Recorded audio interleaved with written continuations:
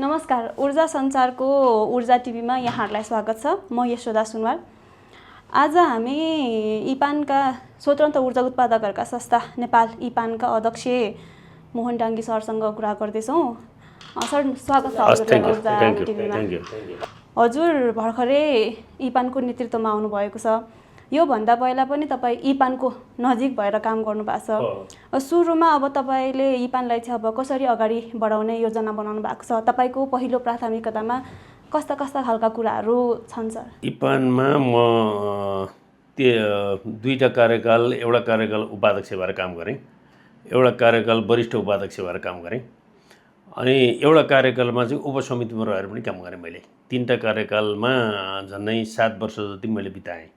7 वर्ष पछाडि अहिले चाहिँ म अब अध्यक्षको रूपमा अब अरू 3 वर्ष चाहिँ अध्यक्षको रूपमा मैले काम गर्दैछु। भर्खरै निर्वाचित तपाईँले भनिहाल्नुभयो। अब यसमा ऊर्जा क्षेत्र पहिला सानो थियो, सानै समस्या थिए, अहिले ठुलो भएको छ, ठुलै समस्याहरू छन् हैन। र अर्को कुरा चाहिँ अब यो इपानमा 3 वर्षदेखिको चुनावलाई, 3 कार्यकालदेखिको चुनावलाई मैले राम्रोसँग हेरेको छु। चुनावमा अलिकति तपाईँको नेतृत्वमा आउने कुरामा थोरै चाहिँ रसाकसी हुने, चुनावको माहौल बन्ने त्यो गरेको छ। यसपालि मलाई के सौभाग्य प्राप्त भएको छ भने चाहिँ पहिला पनि अलिकति तितर-बितर भएका, दायाँ बायाँ लागेका, असन्तुष्ट भएका सबै साथीहरू एक ठाउँमा भएर सर्वसम्मत रूपमा मेरो नेतृत्वमा कार्यसमिति बनेको छ। र चाहिँ त्यो भएर त्यो मेरो एउटा बल हो, त्यो मेरो आधार हो हैन। किनभने ऊर्जा सेक्टर सबै एक ठाउँमा भयो। र अर्को चाहिँ अब समस्याहरू अनगिन्ती छन् हैन। तर संयोग कस्तो परेको छ भने चाहिँ हाम्रा अधिकांश समस्याहरू वाचापत्रमा समेटिएको राष्ट्रिय स्वतन्त्र पार्टी 2/3 नजिकको सरकार बनाएर सत्तामा हुनुहुन्छ र हाम्रा अधिकांश मागहरू वाचापत्रमा समेटिएका छन् हैन। र त्योदेखि पछाडि अब सरकारले सही बुद्धि ल्याउँदाखेरि 6 महिनामा पिपिए गर्छु पनि भनेको छ।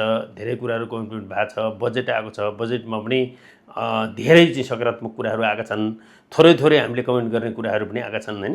त्यो भएकोले गर्दाखेरि यो सरकार र इपान दुईटै चाहिँ मजबुत अवस्था देखाएको छु मैले। त्यस हिसाबमा धेरै काम गर्न सकिन्छ। र अर्को कुरा चाहिँ हामी कार्यकारी होइन, हामीले चाहिँ लबिङ गर्ने हो र कुरा बुझाउने हो। अब कुरा बुझाउने ठाउँमा पनि बुझ्ने मान्छेहरू भएको र आफै बुझेर घोषणापत्र समेतमा आएको भएर अहिले त मलाई निकै सजिलो भएको महसुस गर्छु। र हामीलाई पनि सजिलो के, जस्तो वाचापत्रमा लेख्नु भएको छ नि, त्यो पुरा गरिदिनु न भन्न सजिलो भयो नि त, आफूले लगेर यो गरिदिनु न भन्दा। र अर्को कुरा चाहिँ अहिले तपाईँको धेरै जस्तो वनका समस्या, भूमि सुधारका समस्या, वनको विशेष धेरै समस्या छन् हैन। तीमा जानुभन्दा अहिले राष्ट्रिय समस्या के हो भन्दाखेरि हामीले चाहिँ खपत वृद्धि गर्ने र या चाहिँ निर्यात गर्ने, त्यो दुईटा कुरामा हामी फोकस हुनुपर्छ। अहिले चाहिँ जति उत्पादन छ त्यति खपत र निर्यात जति छ त्योदेखि बेसी चाहिँ हाम्रो उत्पादन भइसकेको छ। त्यसैले गर्दाखेरि अहिले चाहिँ अब बजेटमा आएअनुसार चाहिँ ट्रेडिङको लाइसेन्स र प्रसारणमा निजी क्षेत्रलाई गर्ने भनेको छ। ती सबै कुराहरूलाई चाहिँ आशालाग्दो अवस्था छ र ती सबै कुराहरूलाई पुरा गराउनको लागि हामी चाहिँ मिलेर लबिङ गर्छौँ भन्ने छ। र यो हिसाबमा यो कार्यकाल राम्रो हुन्छ भन्ने लाग्छ। जस्तो तपाईँले अहिले भर्खरै भन्नुभयो निजी क्षेत्रमा पनि तपाईँहरू हुनुहुन्छ, प्लस सरकारमा पनि सबै वाचापत्रमा समेटिएको कुरा छ, उहाँहरूलाई ल यो पुरा गरिदिनु न त भन्ने एउटा बाटो भन्नुभयो होइन। अब यो तपाईँ र सरकारको बाटो त राम्रो छ, सहजै रूपमा जाने भयो। यसमा अब स्थानीयहरूलाई जसरी बुझाउनुपर्छ कुराहरू, उहाँहरूबाट अहिले त्यो अवरोधहरू भइरहेको छ, त्यस साइडमा चाहिँ कसरी अघि बढ्छ? यसो छ, त्यो अवरोध भएको कुरामा पनि स्थानीयमा सबै नै मैले अघि नै भने सानो थोरै हुँदाखेरि थोरै समस्या थिए, धेरै हुँदा धेरै समस्या भएका हुन्। स्थानीयका समस्या पनि हामी पहिलेदेखि झेल्दै आएका हौँ। तर स्थानीयको अहिले पछिल्लो पिरियडको माग छ नि, धेरै अलिअलि समस्याहरू पनि हामी सुनिरहेका छौँ। लिखुमा समस्या सुनेका छौँ, अरू प्रोजेक्टहरूमा समस्या छौँ। त्यो समस्या के हो भन्दाखेरि स्थानीयले कानुन त 2072 सालदेखि स्थानीयलाई 10% सेयर दिनुपर्छ भन्ने छ नि, त्यो त आयो। तर कानुन त त्यो दिनुपर्ने सेयर चाहिँ दिन सकिएको छैन, हाम्रो कारणले होइन, सेवनको कारणले।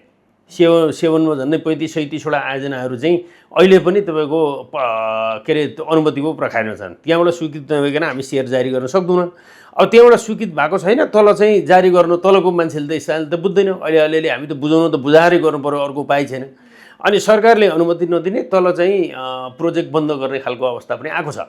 अब त्यो अवस्थामा अलिकति बुझाउँछौँ। र अहिले पछिल्लो पिरियडमा स्थानीय तपाईँको पहिलाको जस्तो भयावह त छैन। पहिलाको जस्तो नि पहिला जसरी समस्या हुन्थ्यो, अहिले चाहिँ मान्छेहरूले के गरे भने चाहिँ धेरैवटा प्रोजेक्टहरू बनिसके, त्यहाँ स्थानीयले 10% सेयर हाले, त्यो सेयर चाहिँ 5-7 गुणामा बेच्न त्यो फाइदा चाहिँ बेनिफिट चाहिँ स्थानीयले लिए। भनेपछि यो भनेको चाहिँ समग्र यो समाजलाई नै यसले चाहिँ राम्रो गर्दो रहेछ भन्ने हिसाबले स्थानीयले लिन थालेका छन्। तर चाहिँ यही सरकारकै कारणले गर्दाखेरि चाहिँ केही अहिले समस्याहरू आएका छन्। र अर्को कुरा चाहिँ के हो भने स्थानीयमा जाँदाखेरि नि, स्थानीयमा कस्तो भने चाहिँ प्रायः जलविद्युत आयोजनाहरू जस्तो अब हाम्रो सोलर पनि थुप्रो मेम्बरहरू हुनुहुन्छ, सोलरका समस्या पनि त्यतिकै छन्। तर सोलरका समस्याहरू चाहिँ अलिकति सुगम ठाउँमा हुने भए, अब जलविद्युत चाहिँ दुर्गम ठाउँमा बन्ने भयो। त्यसले गर्दाखेरि के हुन्छ भनेपछि हामी चाहिँ विशेष गरेर जलविद्युत कर्मीहरू चाहिँ विकास लिएर जाने गाउँमा र समृद्धि दिएर आउने भन्छौँ कि। विकास लिएर जाने जस्तो तपाईँको बाटो र बिजुली भएन भने कुनै पनि प्रोजेक्टहरू बन्दैन। बाटो र बिजुली भनेको विकास हो। त्यो चाहिँ त्यो प्रोजेक्टले मात्रै प्रयोग गर्दैन नि, त्यो समाजले पनि प्रयोग गर्छ होइन। अनि समृद्धि दिएर आउने भन्दा त्यो 10% सेयर त कानुनले दिनैपर्छ भनेको छ नि। त्यो 10% सेयरले पनि धेरै आर्थिक उन्नति भएको छ। त्यो कुराहरू स्थानीयले पनि बुझिरहनु भएको छ। अब अलिअलि बुझ पचाएर पनि अलिअलि उ गर्ने भनेको त्यो अपवाद भनेको सबैतिर छ हुन्छ। जस्तो यो अहिले सरकारको निर्णय भन्ने बाचापत्रमा उल्लेख भइन्छ, बजेटमा आए अनुसार निजी क्षेत्रलाई विद्युत व्यापारको अनुमति दिने भन्ने कुरा छ होइन सर? यसमा तपाईँहरूले अनुमति पाउनुभयो भने काम चाहिँ कसरी गर्नुहुन्छ? 2055 सालमा जब पिपिएको दर रेट फाइनल हो, निजी क्षेत्र प्रवेश भएको त्यतिखेर हो होइन। ऐन नियमावली आएर मात्रै निजी क्षेत्र चाहिँ प्रोजेक्ट फिजिबल हुन्छ कि हुँदैन, त्यो नाफा हुन्छ कि हुँदैन भनेर त पहिला हेर्नु पऱ्यो नि। त्यो हेरेर हामी 55 सालदेखि आएको हो। 55 सालमा नेपालको यो चाहिँ तपाईँको ऊर्जा उत्पादन क्षमता 254 मेगावाट थियो है। 55 सालमा ऊर्जाको इतिहास कति भएको थियो भन्दाखेरि झन्डै 90 वर्ष भएको थियो। किनभने 1968देखि फर्पिङदेखि त यात्रा सुरु भयो। 90 वर्षमा 254 मेगावाट नेपाल सरकारले उत्पादन गरेको थियो। 27 वर्षमा हामीले 3500 मेगावाट उत्पादन गऱ्यौँ। नेपाल सरकार 254 मेगावाटबाट 800 मेगावाटमा पुग्यो होइन त। भनेको 115 वर्षमा 800 मेगावाट नेपाल सरकारले बनेको छ, जसको उदाहरण लिनुभयो नेपाल सरकार भनेको नेपाल विद्युत प्राधिकरण नै हो होइन। उहाँहरूले 115 वर्षमा 800 मेगावाट बनाउनु भएको छ। 27 वर्ष, 25 वर्ष, 26 वर्षको अवधिमा निजी क्षेत्रले 3500 मेगावाट बनाएको छ। अब नपत्याउने एउटा क्वेसन उहाँलाई है, एउटा क्वेसन है। अर्को क्वेसन के हो भन्दाखेरि उहाँहरूले पावर ट्रेडिङको लाइसेन्स लिनुभएको पनि त 3 वर्ष हो। मैले यो एनइएको कुरा तपाईँले गर्नुभयो र एनइएसँगै फोकस भएँ कि म। 3 वर्ष पावर ट्रेडिङको लाइसेन्स लिएको गर्नुभयो। उहाँहरूले अहिले विद्युत व्यापार कति गर्नुभएको छ? 1160 मेगावाट भारतमा, 40 मेगावाट बङ्गलादेशमा हो होइन। अब अहिले नै तपाईँको चाहिँ अहिलेको यो बर्खामा 900 मेगावाट बिजुली खेर जाँदैछ। उहाँहरूले के गर्नुभएको छ? जस्तो हो निजी क्षेत्रलाई तेरो चाहिँ उत्पादन बन्द गरिदिन्छु भनेर मात्रै समाधान हुन्छ त? त्यो चाहिँ निजी क्षेत्रको चाहिँ लगानी होइन, त्यो नेपाल सरकारको लगानी होइन। जस्तो हामीले चाहिँ टर्बाइनहरू आएर सब लगानी गरेर ठिक्क पारेको छ, पानी खोलामा बगिरहेको छ हो।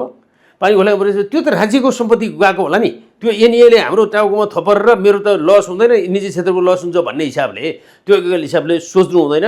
त्यसैले गर्दाखेरि उहाँहरू एफिसियन्ट होइन, उहाँहरूले गर्न सक्नु भएको छैन है। नभएदेखि त अहिले त 2100 मेगावाट 2200 मेगावाट त 1200 + 981 मेगावाट त जानु पर्थ्यो नि त होइन। अनि त्यो ट्रेडिङको लाइसेन्स लिने काम नगरेर बस्ने एउटा अर्को कुरा। अनि निजी क्षेत्रको तपाईँको आयोजना बन्द गरेर बस्ने अर्को। र यही क्वेसन चाहिँ पूर्व मन्त्रीले पनि हामीलाई गर्नुभएको थियो कि। एउटा चाहिँ अहिले त निजी क्षेत्रका 7वटा 8वटा आयोजनाहरूले चाहिँ 7वटा 8वटा कम्पनीले हामीलाई ट्रेडिङको लाइसेन्स दिउँ भनेर मन्त्रालयमा लाइनमा बसेको त वर्षौँ भइसक्यो होइन, वर्षौँ भइसक्यो। अनि के भन्नु भनेपछि यही नपत्याउने, जस्तो नपत्याउने निजी क्षेत्रले गर्न सक्छ र भन्ने नै क्वेसन चाहिँ एकजना पूर्व मन्त्रीले गर्नुभएको भएपछि तपाईँहरूले सक्नुहुन्छ कि सक्नु हुँदैन मलाई प्रमाण चाहियो भनेपछि एउटा निजी क्षेत्रको कम्पनीले जहाँ इपानका 70% सदस्यहरू त्यो कम्पनीका सेयर होल्डर हुनुहुन्छ। हुन त इपान बेग्लै संस्था हो, त्यो बेग्लै संस्था हो, त्यो व्यापारिक संस्था हो। यो चाहिँ तपाईँको नन प्रफिटेबल अर्गनाइजेसन हो होइन। तर चाहिँ त्यहाँ भएकोले चाहिँ हामीले मन्त्रीज्यूलाई प्रमुख अतिथि बनाएर भारतको मणिकरण पावरसँग 2500 मेगावाटको 25 वर्षे पिपिए गर्ने गरी एमओयू गरेको हो। आज 4 वर्ष भइसक्यो हो। अनि यता एनइएको 900 खेर जाने, अनि फेरि उतातिर हामीले 2500 को एमओयू गरेको चाहिँ त्यो त अर्थ राख्दैन नि। त्यो त ऊ भएन नि, आफू गर्न पनि नसक्ने अनि गर्न पनि नदिने प्रवृत्ति त त्यो घातक छ हैन, त्यो घातक छ। र यी कुराहरूलाई चाहिँ नि सरल हिसाबले सोच्नुपर्छ। कस्तो लाग्छ भने चाहिँ पहिला हामीलाई पनि लाग्दो हो, कसले सोचे होला त्यो पनि हैन। जस्तो एनटिसी र एनसेल यही त हो नि अहिले कुरा हैन। जस्तो एनटिसी मात्रै यहाँ चाहिँ नेपाल सरकारको एनटिसी छ, किन प्राइभेटको चाह्यो के चाह्यो भन्ने कुरा त त्यतिखेर पनि प्रश्न त धेरै उठायो नि त। तर एनसेलले पनि पेपर गरेछ, एनटिसीले पनि पेपर गरेछ त, दुईटैले राज्यले ट्याक्स त तिरेछ त हैन। भनेपछि यसलाई चाहिँ कस्तो भनेपछि इजी लिनुपर्छ कि यो चाहिँ पाहाडै खस्न लाग्यो, के नै हुन लाग्यो, निजी क्षेत्रले गर्न सक्दैन। ल सकेन गर्न, तपाईँ मानिलिउँ के सकेन गर्न, त सातवटा कम्पनीलाई अनुमति पत्र दिने। अनुमति पत्र दिँदाखेरि नेपाल सरकारले राजस्व लिन्छ, धरोटी लिन्छ। यदि धरोटी राख्नुपर्छ, यदि यो गर्नुपर्छ, नेपाल सरकारका शर्तहरू त सबै पुरा गरेर अनि लाइसेन्स दिन्छ नि त। त काम गर्न सकिएन भने त निजी क्षेत्रको कम्पनी घाटा लाग्छ त भने अरूको किन टाउको दुखाउने भने, अरूले टाउको दुख्ने कुरा छैन नि। काम गर्न सक्यो, प्रफिट गर्छ, देशलाई नै सोल्युसन दिन्छ, राज्यलाई कर तिर्छ हैन। अब सकेन तपाईँको उसको घाटा हुन्छ त भने अर्को तेस्रो पक्षले टाउको दुखाउनु पर्ने, अथवा चाहिँ तपाईँको निजी क्षेत्रले चाहिँ ट्रेडिङको लाइसेन्स दियो भने हाम्रो चाहिँ सारा जहाजै डुब्छ भनेर यिनीहरूले सोच्नुपर्ने। त्यो एनइए माइन्डसेट हो क्या। त्यो एनइए माइन्डसेटबाट माथि उठ्नुपर्छ। त्यसले समाधान हुँदैन। आफू समाधान पनि नदिने, आफू गर्न पनि नसक्ने, अनि अर्कालाई गर्न पनि नदिने भन्ने विषय त त्यो त घातक र अत्यन्तै कन्जर्भेटिभ भयो।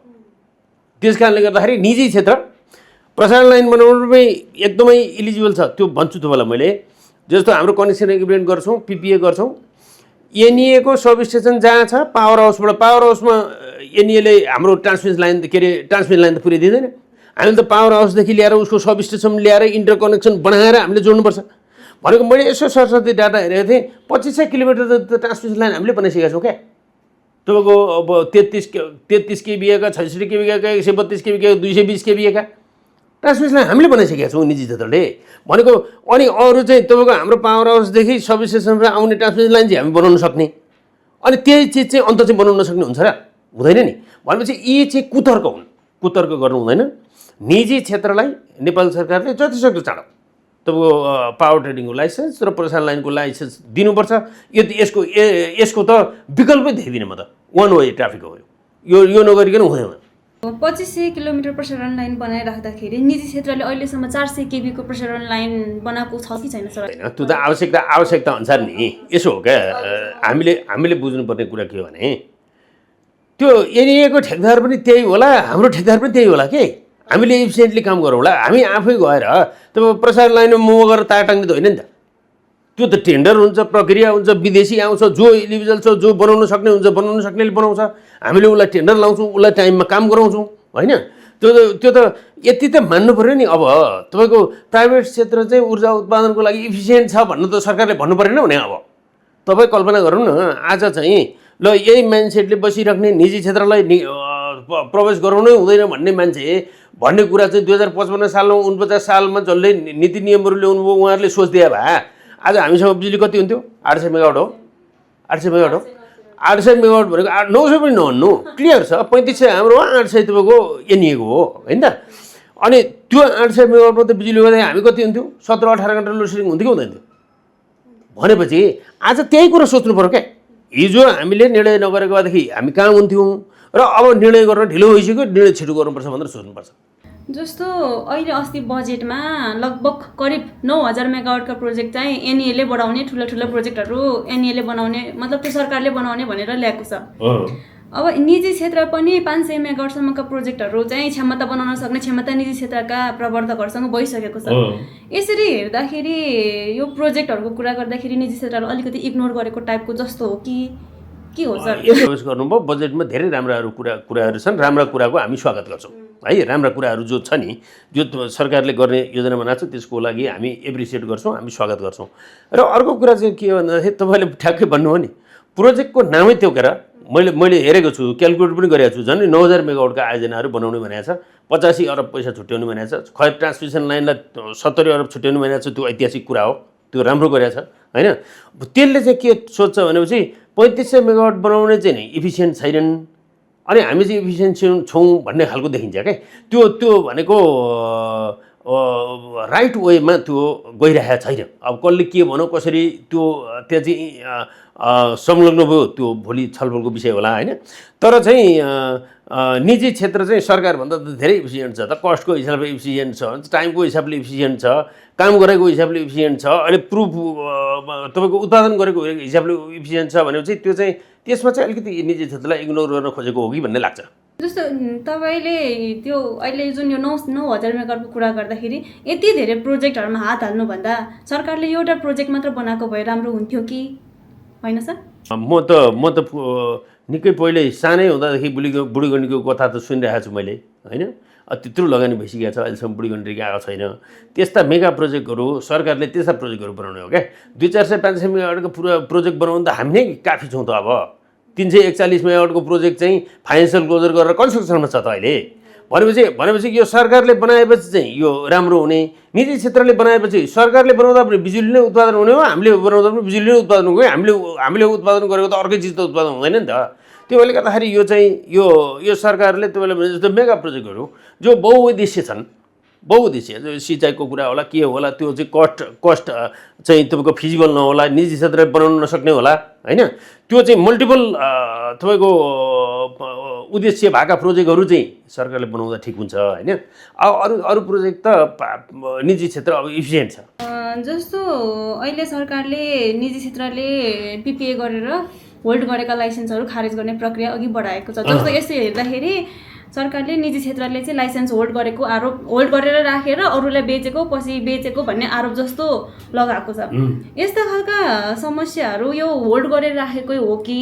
यस्तो के भएर यो अगाडि बढ्न नसकेको हो कि यस्तो खालको समस्या समाधान चाहिँ अब कसरी गरिन्छ के गर्न सके जुनसुकै क्षेत्रमा पनि पत्रकारिता भन्नुहोस् अर्को सबै कुरा नि जस्तो हाम्रो व्यवसाय भन्नु जलविद्युत व्यवसाय भन्नु अरू व्यवसाय भन्नु जुनसुकै व्यवसायमा पनि जुनसुकै क्षेत्रमा पनि राम्रो र नराम्रो दुईटै पक्ष हुन्छ है हाम्रामा पनि होला त्यो फुल्ली चाहिँ हाम्रो चाहिँ सबै हामी 100% सही गरिरहेका छौँ हाम्रा सदस्यहरू सबैले सही गरिरहनु भएको छ भन्ने म तर्क गर्दिनँ होइन हाम्रामा पनि त्यस्ता होलान् तर यसमा चाहिँ के छ भनेपछि सरकारले अनुमति पत्र दिने अनि सरकारले नै काम गर्न नदिएर खारेज गर्न त हुँदैन होला नि त सपोज तपाईँलाई म उदाहरण दिन्छु ऊर्जा मन्त्रालयले अनुमति पत्र दिन्छ वन मन्त्रालयले अध्ययन गर्न सहमति दिँदैन क्या होइन ऊर्जा मन्त्रालयले जेनेरेसन लाइसेन्स दिन्छ वन मन्त्रालयले वनमा छिर्न दिँदैन क्या होइन आज मलाई विडम्बना हो कि यो देशको विडम्बना हो अरबौँ पैसा लगानी गर्ने लगानीकर्ता होइन ब्याङ्कमा पिजी थिचिया छ 7 पुस्ता चाहिँ तपाईँको तिरेन भने चाहिँ जमानी बसेका छौँ भनेर गरेको छ ऋण लिएको छ आफ्नो थाप्लामा अनि गएर प्रोजेक्ट बनाउँदैछ अरबौँ पैसा लगानी गरिएको छ एउटा डिएफओले चिठी काट्छ उसलाई के सनक चल्छ उसलाई सनक चल्छ चिठी काटिदिन्छ र प्रोजेक्ट रोकिदिन्छ क्या काम रोकिदिन्छ त्यस्तो अहिले पनि भइरहेछ आज पनि भइरहेछ भनेको अब त्यसो गरेर रोकिएको छ भने अनि रोकिएको छ अनिखेरि त्यसलाई चाहिँ खारेज गर्न त पाइएन नि त अनि त्यसलाई खारेज गर्न त पाइएन साँच्चीकै काम गरेको छैन अब काम गर्न सक्दैन भनेपछि त कानुन बमोजिम के हो लो किनबेच गर्ने के गर्ने कानुनदेखि बाहिर कानुनको परिधिमा नभइकन कानुन मान्ने त म त यो देशको जनता हुँ के मैले कानुन त मान्नु पऱ्यो नि त सरकारले गरेको ल्याएको कानुन त मान्नु पऱ्यो अब कानुनै नमानिकन कानुन विपरीत कसैले काम गरिरहेछ भने त्यो कारबाही गर्न ठिक होला त्यसको लागि पनि सुनवाईको अवधि होला कानुन राज्य छ नि सबै त छ नि त प्रक्रिया त पुरा गर्ला नि त हाम्रो अनुमति पत्रमै तपाईँको चाहिँ स्पष्टीकरणको समय होला के होला त्योदेखि पछाडि अदालत होला के होला होइन तर चाहिँ के भने चाहिँ सरकारकै कारणले काम गर्न नपाएका आयोजनाहरू खारेज गर्दा चाहिँ त्यो त जायज हुँदैन तर कामै गर्न सकेका छैन भनेपछि त्यसलाई हामीले पनि कन्सिडर गर्नुपर्छ जस्तो एनइएले 1-2 महिना अगाडि जस्तो निजी क्षेत्रले आरसिओडीको डेट थप्न माग गरिराख्नु भएको छ पहिलादेखि हो एनइएले पनि 1-2 महिना अगाडि होला सायद आरसिओडी थप्ने भनेर आवेदन मागेको थियो फेरि केही दिन अगाडि एनइएले पिपी भएका प्रोजेक्टहरूको प्रगति विवरण पनि मागेको छ जस्तो यो आरसिओडी डेटको त्यो माग्ने आवेदन मागिसकेपछि फेरि कारबाही पनि त्यो जुन पिपिए 7 दिनभित्र दिएन भने पिपी कारबाही हुन्छ पनि भनिरहेको छ। तपाईँ निजी क्षेत्रले कतिवटा प्रोजेक्टहरूले आवेदन दिए कि दिएन त्यो डेटा के छ, अनि कतिवटाको आरसिओडी डेट थप्यो, अनि फेरि यो पिपिएको यो जुन प्रगति विवरण यिनीहरूले किन मागेको, अनि यसमा अब इपानले यो कुराहरूलाई कसरी लबिङ गरिरहेको छ? यसो छ यो चाहिँ त्यो कुरामा चाहिँ धेरै सबै नेगेटिभ मात्रै गर्नु भएन होइन। सबैभन्दा पहिला तपाईँलाई आरसिओडी क्लियर गरौँ मैले है। के भन्दाखेरि अहिले तपाईँको 2200 मेगावाट हाम्रो लोड छ, टोटल लोड है, टोटल लोड त्यो पनि पिक आवरमा है, जतिखेर होइन 2200 मेगावाट। भारतमा 1160 मेगावाट र बङ्गलादेशमा 40 मेगावाट गरेर 1200 मेगावाट निर्यात गरिरहेछौँ। 2200 र 1200ले 3400 भयो। अहिले हाम्रो उत्पादन 4300 छ। तपाईँको 900 मेगावाट बिजुली खेर गइरहेछ। त्यो चाहिँ सम्झौता अनुसार त त्यो खेर जानु नपर्ने हो नि त, त्यो टेकर पिपिपी हो नि त। खेर जाँदाखेरि पनि नेपाल विद्युत प्राधिकरणको खेर जानुपर्ने, हाम्रो खेर जानुपर्ने होइन नि। तर ती आयोजनाहरू अधिकांश आयोजनाहरू कन्टिजेन्सीमा जोडिएका छन्। कन्टिजेन्सी भनेको टेक एन्ड पे हो। कन्टिजेन्सी यता भाषा मात्रै चेन्ज नरौँ कि, टेकर पेमा गरिएको पिपिए टेक एन्ड पेमा गरेर जोडेको हुन्छ होइन। भनेपछि त्यो आयोजनाको बिजुली चाहिँ हाम्रो खेर गइरहेछ हो। एकातिर तपाईँको उत्पादन भएको आयोजनाहरूको बिजुली नकिन्ने होइन, नकिन्ने, अर्कातिर मैले विभिन्न कारणले गर्दाखेरि मैले टाइममा उत्पादन गर्न सकिनँ, मेरो चाहिँ 1 वर्ष थपिदिनुहोस् भन्दाखेरि नथप्ने, त्यो विडम्बना होइन त। उत्पादन हुन ढिलो भयो भन्दाखेरि फाइन हाल्छु भन्ने हो, उत्पादन भइसकेको बिजुली किन्दिनँ भन्ने क्या, त्यो न्यायिक छ? न्यायिक छैन नि। त्यसैले गर्दाखेरि यो आरसिओडीलाई त्यत्रो ढिलो उत्पाद तपाईँको झगडाको विषय बनाउनु पर्ने होइन। यिनीहरूले त खुसी भएर टाइम थपिदिनु पर्ने कि, किनभने उत्पादन भएको बिजुली मार्केट खोज्नु सकेको छैन त उसले। अनि उत्पादन गर्नलाई ढिलो भयो त ल ठिकै छ, 1 वर्ष 2 वर्ष पछाडि ल्याउनु हुने भएछ, धन्यवाद सहित थप्नुपर्ने होइन भने। त्यो भएर आरसिओडीको विषयलाई एकदमै कम्प्लिकेटेड बनाएको छ। के कारणले कम्प्लिकेटेड बनाएको छ थाहा छैन, किनभने नेगेटिभ माइन्ड सोच्ने, एकदम पोजिटिभली नसोच्ने क्या, नेगेटिभली सोच्ने, त्यो मैले आरसिओडीको कुरा गरेँ होइन। अर्को कुरा, नेपाल विद्युत प्राधिकरणसँग हामी पिपिए गरेका छौँ। हाम्रो समन्वय समिति हुन्छ, त्यहाँ समन्वय समितिको बैठकहरू हुन्छ। हामीले केही चेन्ज गर्नु पऱ्यो, केही गर्नु पऱ्यो, समस्या पऱ्यो भनेपछि हामी बसेर बैठक गर्छौँ। त्यसमा चाहिँ यो तपाईँको प्रगति विवरण ल्याउनुहोस् भन्दाखेरि एनइएलाई त्यो अधिकार छ क्या।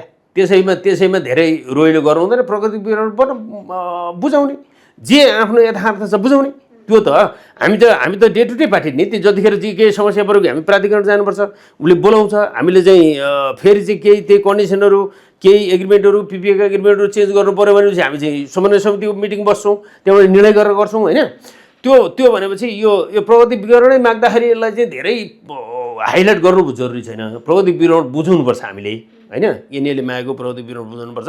र आरसिओडी भनेको त्यो नचाहिने एनइएले ल्याङल्याङ गर्न जरुरी छैन, त्यो एनइएले थपिदिनुपर्छ। चाहिँ जलविद्युतहरूको मात्र संस्था जस्तो बुझिन्छ के, जस्तो यो स्वतन्त्र ऊर्जा उत्पादनको संस्था भयो नि त। यस्तो हेर्दाखेरि तपाईँले अब यो सोलरको कुरा भयो, बायोग्यासका कुराहरू भयो, यो विन्ड ऊर्जाका कुराहरू भयो, यिनीहरूलाई अब कसरी अगाडि बढाउनुहुन्छ, यसमा के सोच्नु भएको छ? हामी चाहिँ यसपालि भनौँ न नवीकरण गरेका होइन, नवीकरण नगरेका पनि केही संस्थाहरू छन्। गर्दाखेरि 700+ मेम्बर चाहिँ हामी 700 750 मेम्बर चाहिँ जो चाहिँ कर्पोरेट मेम्बर भनौँ न, कर्पोरेट मेम्बर भएको छौँ। र तपाईँको 100वटा जति एसोसिएट मेम्बर पनि हुनुहुन्छ होइन।